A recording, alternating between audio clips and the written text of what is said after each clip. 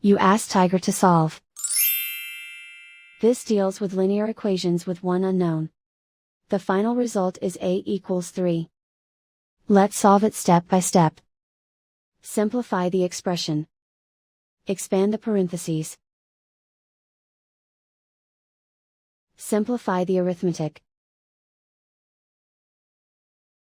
Swap sides.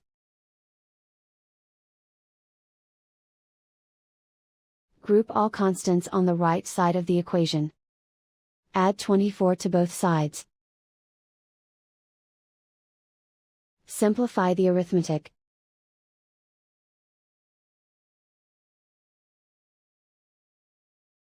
Isolate the a. Divide both sides by 4. Simplify the fraction. Find the greatest common factor of the numerator and denominator. Factor out and cancel the greatest common factor.